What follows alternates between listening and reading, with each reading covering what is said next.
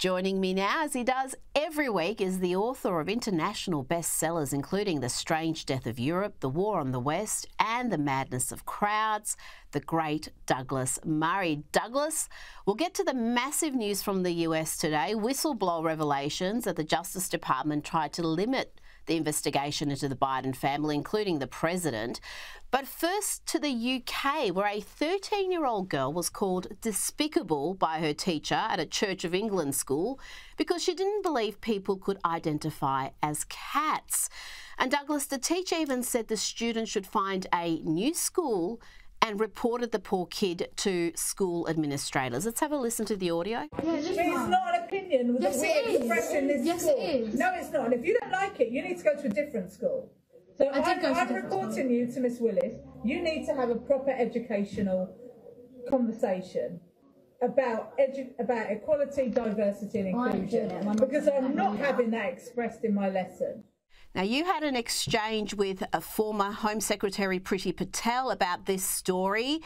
Tell me what your issue was with her and the Tories in general concerning this story, because Priti was pretty upset by what she heard as well. Well, one of the many things about this that disturbed me, Rita, was that the girl in question, this girl is 13. And she's having to argue with a teacher who is much stupider than her. I mean, this student was bright, you know, but the teacher had been educated into all of this, or rather indoctrinated into all of the stupidity of our era. The teacher was going on about gender being different from sex and that it was bigoted to say that there are only two sexes. I mean, where to even begin with stupidity of this kind when it's coming from a teacher and having to be corrected by a student? But, you know, Priti Patel, who I've got a lot of respect for, former Home Secretary in the UK, tweeted out her disapproval of this. And by the way, this is just one recording of a number that have come out in this holy and most ancient celebrated month of Pride, in which British school children have been educating their teachers about basic facts of biology that people seem not to want to teach anymore. But Priti Patel rightly, you know, said, this is terrible. I can't believe that this is happening. And I just pointed out to her, this 13-year-old girl has spent every year of her life living under a conservative government. How on earth has this happened under even nominally conservative governments? How have you got teachers telling students that facts of biology are bigoted? You know, if this had happened under a weird far left-wing Corbynite government, I'd understand it more. But how badly does a conservative government have to muck up to have this happen on their watch? It is deeply, deeply disturbing. And unfortunately, it's not limited to one school. It's schools up and down the country, public schools, private schools, state schools, the lot. The rot is everywhere. Absolutely, and you're so right about the stupidity and confusion of that teacher, because at one point she accuses the students of being homophobic, as if you're gay or lesbian, then you're non-binary and you're trans. I mean, it was just such a confused diatribe, and the aggression and the bullying of those poor kids, to have a teacher in front of other students call your point of view despicable and say you should find another school. I mean, that is unforgivable in my book. Now let's go to the US, and in the week where Hunter Biden receives pretty much a slap on the wrist for actions that would land others in jail for years, we have learned of testimony from two IRS whistleblowers who say officials at the Justice Department, at the FBI and IRS interfered with the investigation of the tax evasion case against Hunter Biden. The case has been hijacked with political considerations, with one whistleblower, Gary Shapley Jr., who was in fact the supervisor of the investigation of the IRS, saying that at every stage of the probe, decisions were made that had the effect of benefiting the subject of the investigation. And the key here, Douglas, is that the interference often sought to prevent investigation of the big guy, President Joe Biden, and any involvement he may have had in his son's dodgy business dealings. It's so disheartening and disconcerting, this, Rita. You and I have talked before about the damage that occurs in a society when its institutions become untrustworthy. And that has certainly been the case with the IRS in the US. I'm afraid it's also becoming clear that it's the case for the FBI in the United States. And you could argue almost every institution.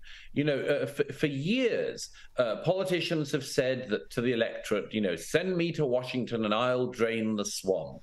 But it turns out, in most cases, the swamp has drained them, and they leave office a shadow of their former self, and the swamp continues. There's nothing more worrying than the way in which, in America at the moment, it seems that institutions can be used as political weapons. I'm thinking of things like, for instance, the journalist who, among others, was one of the people who exposed the Twitter files, Matt Taibbi, who for this and this week has revealed that the IRS has been to his house to investigate him because he's being politically difficult. Now, that is a sort of banana republic behavior. But the flip side of it is that if you are in the protected class, as it rather obviously seems that Hunter Biden is, you can get away with an awful lot. If Hunter Biden's surname wasn't Biden, he would not be facing this slap on the wrist. He'd be facing jail time. And as for the big guy, it seems very obvious that there has simply been an effort at the highest level to keep Joe Biden out of all of this. Will that continue? I'm afraid in politicized institutional America, that'll all depend on who takes the White House next. Well, we do have a two-tier justice system in the US, it seems, and certainly trust in those institutions has absolutely plummeted. Now to another sign that we're living in strange times. Two of the world's richest and most influential men, billionaires Elon Musk and Mark Zuckerberg, one owns Twitter, the other owns Facebook and Instagram. Douglas, they have agreed to fight each other in a cage match. I mean, tell me what is going on here. And who's your money on, importantly? Well, my money would be on Elon Musk, but I also hope that he knocks out Zuckerberg in the ring. Zuckerberg, I think, has been an enormous force for bad in the world, whereas I think Elon Musk has been an enormous force for good. I don't say that lightly. I remember, you know, Zuckerberg has been one of those people who's been very happy to censor the free press, to decide what you and I are allowed to know or say on platforms. Facebook only recently decided once again to silence a column in The Spectator, England's oldest weekly political journal. So the upstart company of Zuckerberg seems not to have much of a concern about freedom of speech or access and inquiry.